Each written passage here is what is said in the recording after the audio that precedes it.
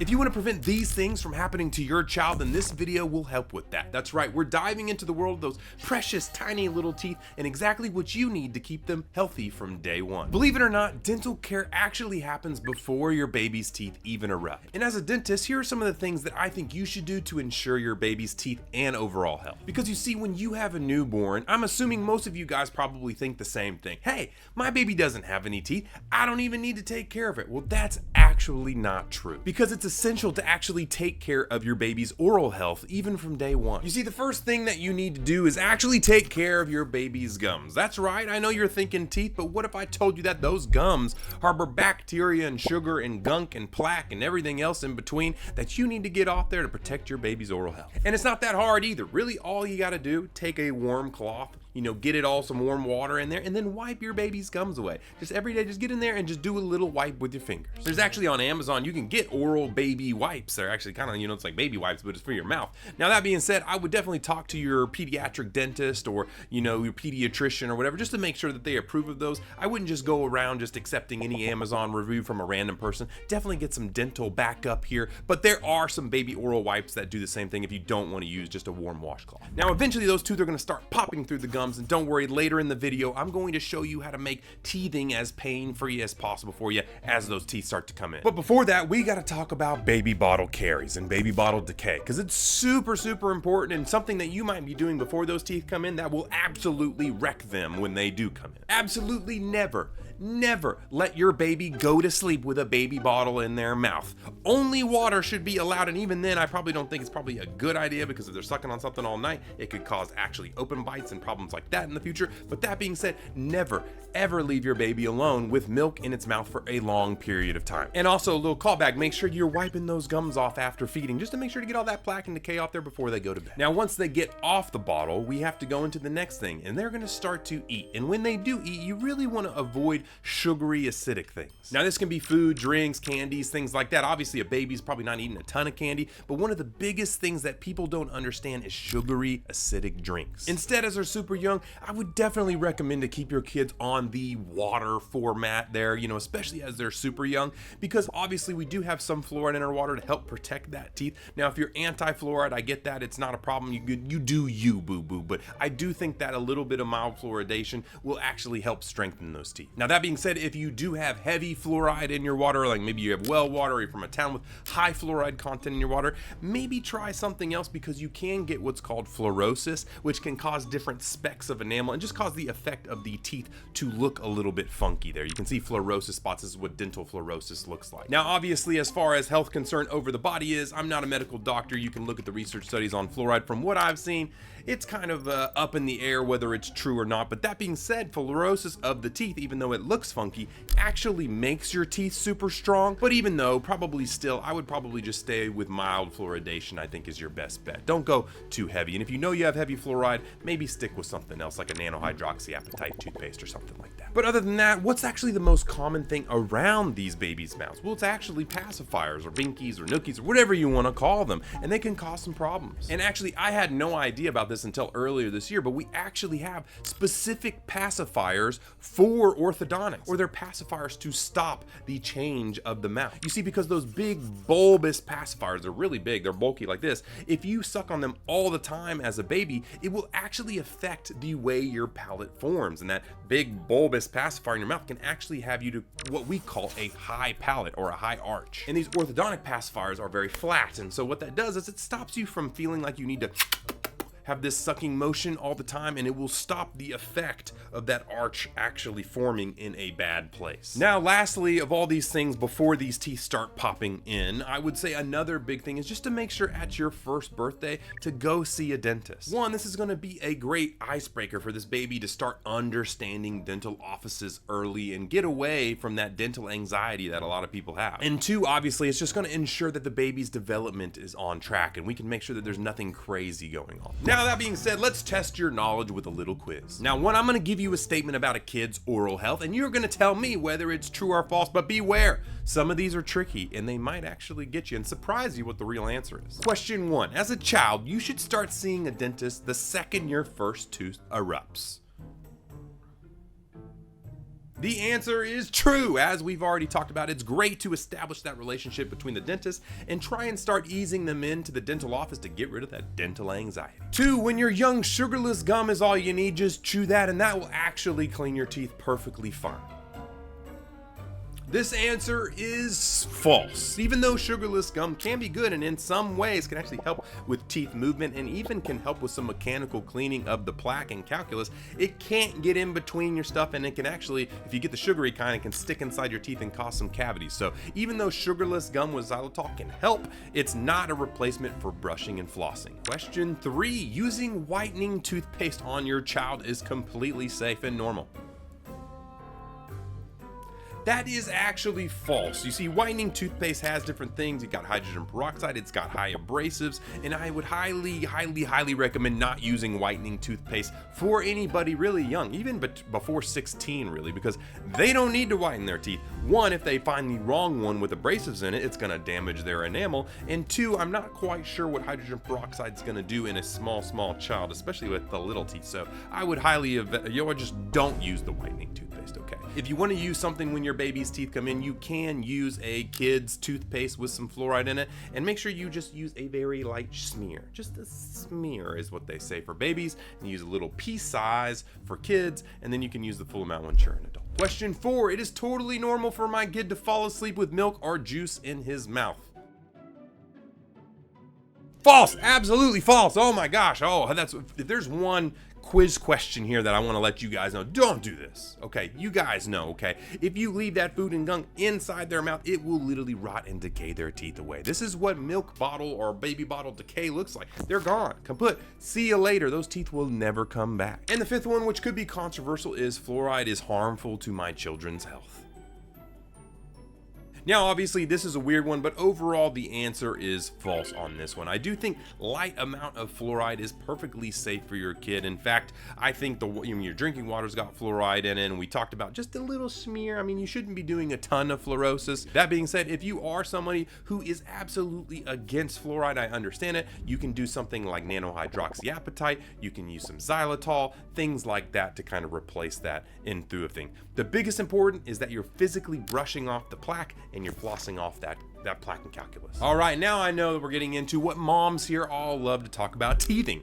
That's right, once that first birthday comes around, those teeth start to pop up and we start having some issues. So let's talk about teething and what we can do to make it better. First, you gotta figure out, how do I even know if my baby is teething? Well, you're gonna start to notice some signs. You're gonna notice drooling, you're actually gonna notice irritability, and you're gonna notice that they start really gnawing and kind of chewing on everything they get their hands on. Understanding what to expect during this time is gonna allow you to provide comfort and support to your baby. So here are the dental tips to make sure that you get the most out of teething with your baby and make it the smoothest process there is. Interesting enough, you can actually get a soft bristled toothbrush, and as these teeth are starting to pop through, you might as well start doing some circular massaging motions on your baby's gums. 1, to get them used to the act of brushing their teeth, and 2, that massaging of the gum tissue will actually feel really good for your baby. And then 3rd, as these teeth do pop in, now you're going to be actively picking these teeth up and getting the decay and the plaque and the bacteria and everything off of them as well. So it's a win-win-win. Now at this time, you can also use a kid's fluoridated toothpaste or something at this time. Just make sure at this time you really want just a smear or a rice. It's like a size of a rice. So very small amount, not much is needed at all, just a very light amount to start this process off. Now, as your child's teeth start popping in and growing in, we need to change that process just a tiny bit. Gradually, we're going to be increasing this toothpaste size from a grain of rice to, as all these baby teeth come in, to a pea-sized amount. That is when they're kind of a toddler, they got all their baby teeth in. Now, another thing really important at this step, which a lot of people don't talk about, is we actually have to teach them to spit out and not swallow. Now, that's the reason why we use just a smear, like barely anything when they're babies, because they can't really control it. But now they're a kid, they got the little baby teeth popping in, they kind of understand some things. So now we need to start teaching them, as we get to this pea-sized amount of fluoride, is to, after you brush your teeth, to spit out. You do not swallow, you spit it out. I kind of find it easier for the adults to actually play a little game around this. So you make like a game, I don't know, sometimes you can take a little cup or something and you can put it there and you can be like, you gotta spit it in the cup, or you gotta, to hit the target or whatever it is.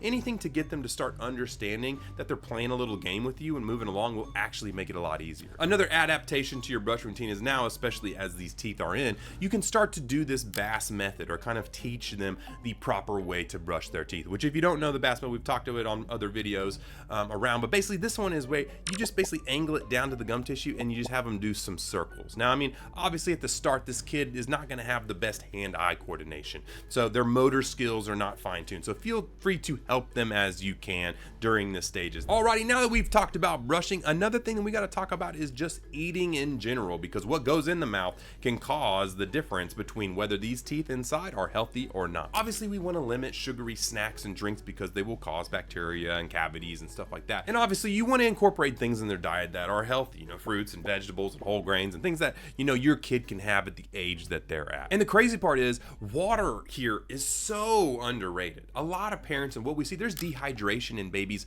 all the time, in toddlers and young kids, because they're just not getting enough water. And water is super important. That water and being hydrated actually allows the saliva to come in and actually wash your teeth and help. So make sure your kid is drinking tons of water. In fact, I tell people a lot of times, don't give your kids any drinks other than water for the first like 4 or 5 years of life, because once they start tasting something else, then they prefer that over it because your body's wild. So use the water as much as possible, and you'll find as they get older, they make healthier choices more often. If you haven't done these things in a while, and even if you did start from the start, you're probably going to get some resistance from your toddler. Things you can do, like we talked about, you can have songs where you're brushing to a certain song that you like. You can play games with them, like we tell you. You can have them help you with brushing and give them little star rewards and give them, you know, rewards for the week for doing all their chores. There's a bunch of different ways that you can make brushing fun for them. And remember, consistency is key. So doing this early in these early stages when their first teeth come in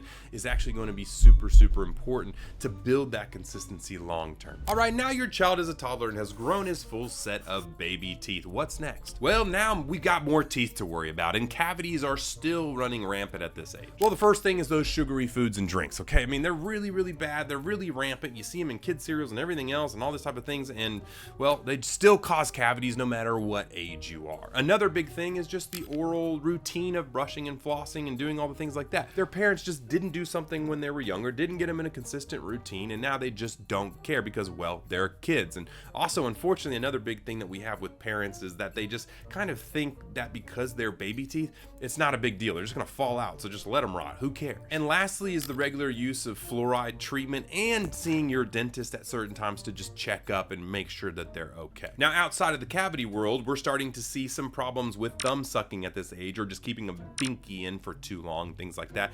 And the things that you can happen with that is you can start to see a little open bite form, a little baby open bite form. And like we were talking about with the binkies at this age, if they've been using a big binky this entire time, one too big for their mouth, instead of the flat orthodontic ones, we're gonna start to see a high arch or a high palate starting to form with these babies, causing narrowing and crowding of the teeth. Now, don't be too worried if your baby is starting to have some issues, thumb sucking issues, anything at this stage. As long as they get rid of the habit before the permanent teeth come in, they will be okay. But at this stage, you definitely want to monitor it to make sure it's not too much and causing too many problems with their bite or jaw. And I want to reiterate, it's not when all the permanent teeth come in that you need to stop your stuff. It's whenever the first permanent teeth start coming in, you gotta stop this thumb sucking and binky usage and everything like that, because you will cause long-term problems. Now, as mentioned at this time, we do still want to keep going to the dentist. We got to make sure that these regular checkups are going through. You can go to a pediatric dentist, and most of the time at this stage, it's pretty easy. It's just doing very fun things for them.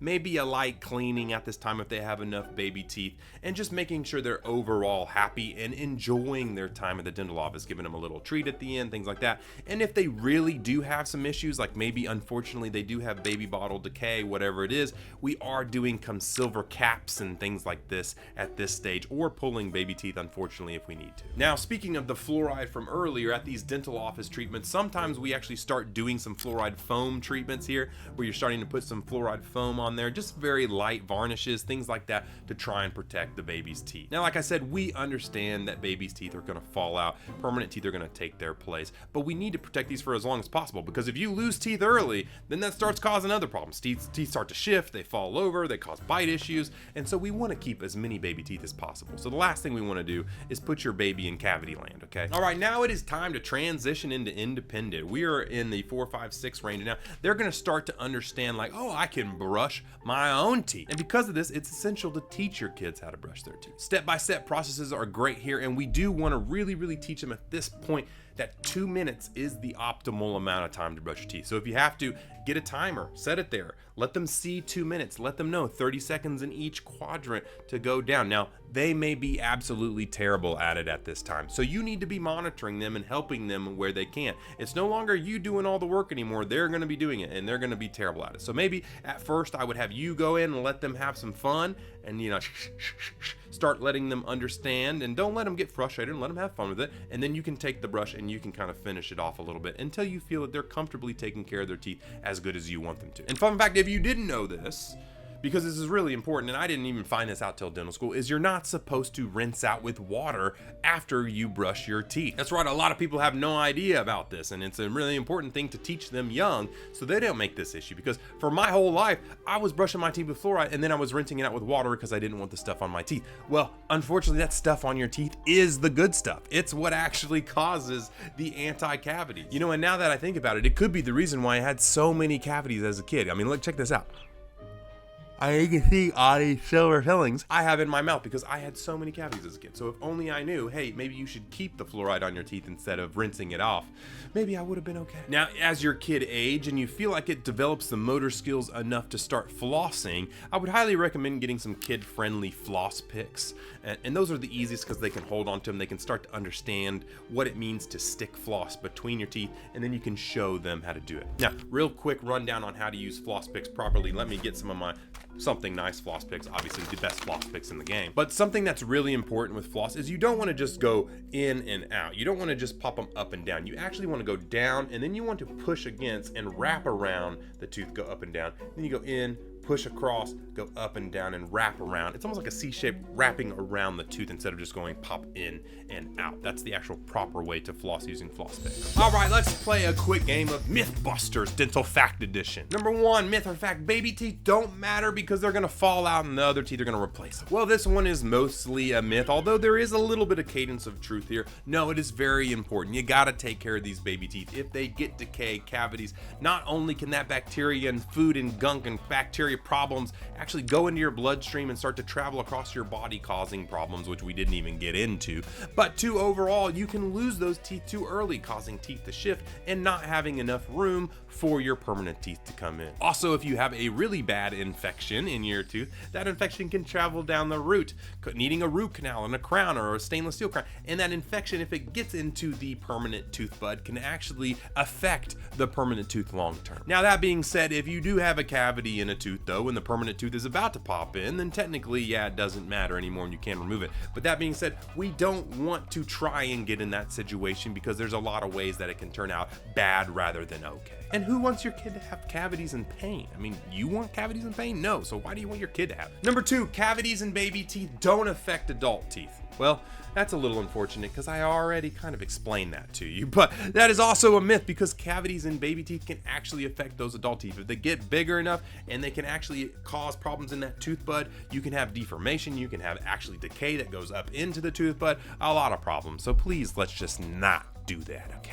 Ooh, this is a good one right here. Fruit juice is a healthy alternative to sweet sugary sodas. Interestingly enough, fruit juice is just as bad sometimes as sodas, and milk can be worse than all of them if you leave them on the tooth, bathing them all the time. That's because all of those have sugar and acidity in it, and it can cause problems, okay? So I would stick to water, especially as a kid, if you can, for as long as possible. You're gonna be hydrated, which is gonna help the salivary flow and the washing in the teeth. You're probably gonna get some mild fluoride fluoride from your water content that's going to help protect your teeth, and it's just going to get them in some really good habits down the line. And myth 4, you don't need to brush your infant's teeth, and you don't need to do anything with their gums prior to those teeth coming in. And guess what? Another myth. As you guys know, you want to make sure to brush not only the gums, but when these teeth start coming in, to start taking care of them like you got a full set of teeth, because they're eventually gonna be a full set of teeth, and if you're not doing a good job now, you're not gonna do a good job later. So let's recap and see the takeaways from each stage. 1, you need to start oral care from day 1. Even if they're gumming with no teeth on there, there's still plaque, biofilm, and bacteria that can get in your kid's mouth. 2, introduce a toothbrush and just a smear of a kid's fluoride toothpaste the second that first tooth pops in, to make sure that you're on top of things and taking care of oral care from day 1. Speaking of day 1, number 3, schedule a dental appointment when your baby turns 1 with a pediatric dentist, just so they can just start to have a healthy relationship with their dentist and start dropping that dental anxiety hugely. 4, you got to start to make brushing fun, a routine. Give them some rewards, positive reinforcement, make it a game, make it a song, do something to get them excited about brushing their teeth, because if they're excited about it now, it's going to become a habit that's going to last them a lifetime. And 5, focus on prevention and positive dental attitudes. That's right. The more positive you are about going to the dentist and brushing your teeth and excited about spending 2 minutes doing all that, it's going to rub off on them, and they're going to see that there's no problem with the dentist. There's no problem with oral, brushing your teeth 2 minutes a day, because hey, my mom does it, my dad does it, and they love it, so I love it too. Those kids are a lot more, moldable than you think. So the more positive you are about it, the more positive they're going to be as they grow older. Now remember, every child is unique, so you are going to want to make sure you have a relationship with your pediatric dentist and let them see them and really make the decisions on their specific thing that's going on in their mouth. And of course, healthy smiles start young. By following these tips and making dental care a part of your family's routine, you are going to give all of your kids the blessing of oral health for the rest of their lifetime. I hope that helps.